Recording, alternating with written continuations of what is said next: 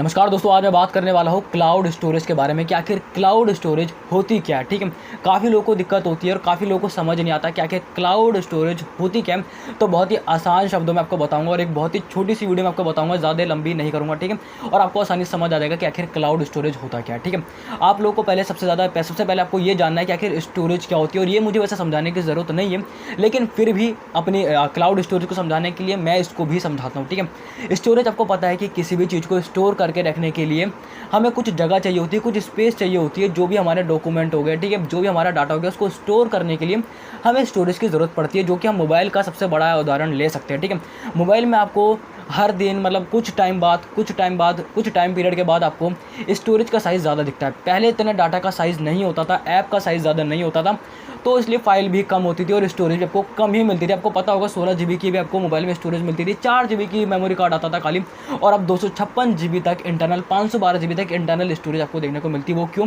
क्योंकि स्टोरेज का साइज़ बढ़ चुका है। ठीक है, इंटरनल स्टोरेज इतनी आ रही है, आप गेम देख लो, ऐप देख लो, बहुत ज़्यादा साइज़ इनका हो चुका है, तो इसलिए स्टोरेज भी आपको ज़्यादा देखने को मिल रही है। ठीक है, ये तो रही बात मोबाइल की और स्टोरेज की। ठीक है, अब बात करते हैं कि आप लोगों को एक चीज़ और, एक उदाहरण देता हूँ आपको।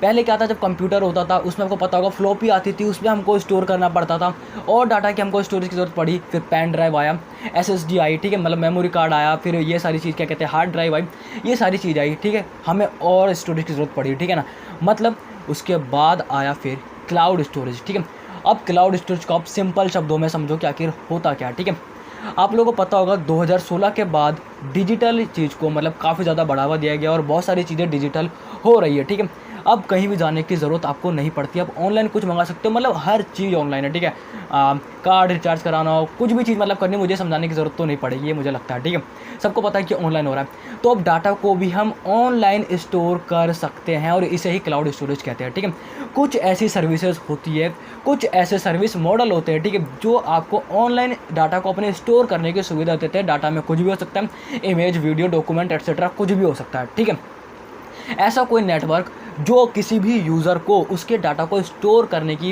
एक सुविधा देता है, उसको एक्सेस करने की सुविधा देता है, उसको मैनेज करने की सुविधा देता है, उसको बैकअप सिंकिंग करने की सुविधा देता है, और वो भी सब चीज़ डिजिटल रूप में, ये क्लाउड स्टोरेज कहलाती है। ठीक है, मतलब कि आपको कुछ भी फिजिकली कोई चीज़ आपको उठाने की ज़रूरत नहीं है। ठीक है, मेरे पास कोई डब्बा है तो वो मेरी स्टोरेज के लिए एक चीज़ है। ठीक है, मैं उसमें कुछ भी रख सकता हूँ, लेकिन मुझे वो डब्बा उठाना पड़ेगा। ठीक है, लेकिन अगर वो डब्बा ही ना हो, मैं मतलब हवा में कोई चीज़ ऐसे रख दूँ, मतलब खाली समझाने के लिए, मतलब वो जमा भी, स्टोर भी रहे और मेरे को उठाना भी ना पड़े। ठीक है ना, मतलब कोई चीज़ ऐसी भी ना हो फिजिकली जो मुझको दिखे, तो वो हो गई आपकी डिजिटल चीज़। मतलब ऑनलाइन अब आप अपना डाटा को स्टोर कर सकते हो आई क्लाउड की सर्विस की मदद से। आप आसान शब्दों में समझ गए। ठीक है, कुछ ऐसी सर्विस होती है, मैंने जैसे आपको बताया कि आप ऑनलाइन अपने डाटा को अगर सेव करते हो, सर्विसेज कुछ होती है उनका इस्तेमाल करके, तो वो क्लाउड सर्विस कहलाती है। ठीक है, मतलब डिजिटली रूप में आपको अपने डाटा को स्टोर करना है, और इससे आगे मुझे नहीं लगता आपको समझाने की ज़रूरत है, आप समझ चुके होंगे। ठीक है, अब बात करते हैं इसके फ़ायदे क्या है, नुकसान क्या है। ठीक है, उसके बाद जानेंगे कि कुछ ऐसी सर्विस जो इसको देती है। ठीक है ना, क्लाउड सर्विस को, क्लाउड स्टोरेज को। सबसे पहले आप जान लो कि इसके फ़ायदे। सबसे बड़ा फ़ायदा इसमें यह है कि इसमें आपको अनलिमिटेड डाटा स्टोरेज देखने को मिल जाती है। यानी कि एग्जाम्पल के लिए, उदाहरण के लिए, मान के चलो आपके पास जैसे 500 GB की कोई हार्ड डिस्क है, या फिर कोई 256 GB का, 256 GB नहीं, मतलब कोई मेमोरी कार्ड है, मतलब आप समझ सकते हो 64 GB का या फिर कितने भी GB का एक मेमोरी कार्ड है, तो उसमें आपको एक लिमिटेशन मिलती है, मतलब एक सीमा मिलती है, उसके बाद आप उसमें स्टोर कर ही नहीं सकते।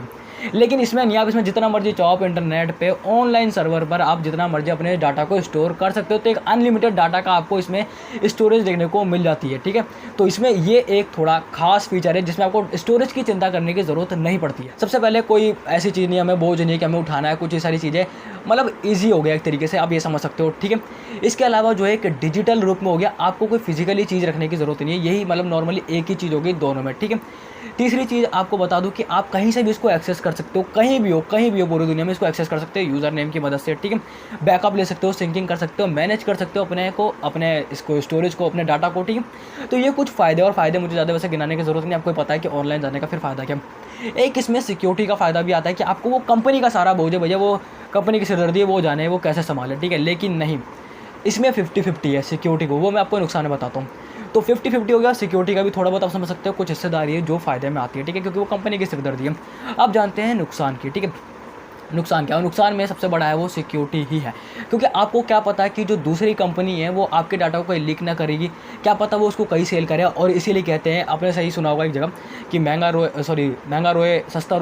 एक बार, सस्ता रोए बार बार, ठीक है ना। मतलब कि कुछ ऐसी सर्विस होती है जो सस्ते में आपको देती है, ठीक है ना, मतलब कि सर्विस, और उसको आप अपने डाटा को उस पर स्टोर कर सकते हो, लेकिन वो कहीं उसको डाटा को कहीं और भी सकती है। और आजकल मैंने पहले बताया कि पूरी दुनिया में सबसे ज़्यादा जो कीमती चीज़ है वो डाटा ही है, और इससे बड़ी से बड़ी चीज़ हो जाती है, आपको भी पता है, ठीक है ना। तो इसीलिए डाटा बहुत ज़्यादा कीमती है, ठीक है। तो डाटा को इसलिए सेफ रखना ज़रूरी है। तो इसलिए कुछ जो मतलब जिसकी थोड़ा पहचान है, थोड़ा बड़ी कंपनी है, गूगल ड्राइव हो गई, ठीक है, माइक्रोसॉफ्ट हो गई जिसको वन ड्राइव के नाम से भी जाना जाता है, ड्रॉप बॉक्स हो गई, अमेजॉन क्लाउड हो गई, आई क्लाउड हो गई जो कि एप्पल यूज़र्स के लिए होती है। ये कुछ ऐसी सर्विसेज है जो कि थोड़ी रेप्यूटेड है, ठीक है ना। मतलब कि एक तरीके से समझ सकते हो, मतलब इनका थोड़ा नाम है और इससे कोई ज़्यादा खतरा नहीं महसूस कर सकते, क्योंकि आप लोगों को पता हो कि कोई भी इनक्रिप्शन भी जिसमें होता है, क्योंकि इनक्रिप्शन जिसमें होता है उसमें कॉम्प्लेक्स एल्गोरिदम का इस्तेमाल किया जाता है। हर चीज़ में एल्गोरिदम का इस्तेमाल किया जाता है, ठीक है ना। उसमें भी कॉम्प्लेक्स किया जाता है इनकोड करने के लिए, जिसको डिकोड करने के लिए एक इनक्रिप्शन की होती है, ठीक है ना। तो ये सारी चीज़ों को सिक्योरिटी के लिए रखा जाता है, और एक सबसे बड़ी चीज़ है डाटा को सिक्योरिटी देना। डाटा सबसे ज़्यादा सिक्योरिटी उसको होनी चाहिए, सिक्योर और रहना ही चाहिए, सेफ रहना चाहिए सबसे ज़्यादा, ये ज़्यादा ज़रूरी है।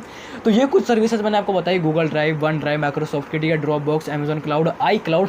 ये सारी चीज़ें हो सकता है कि आपको पेड ही देखने को मिले, कुछ सर्विस में छूट मिल जाती है कि आपको कुछ फ्री मिल जाए, लेकिन सारी पेड ही होती है।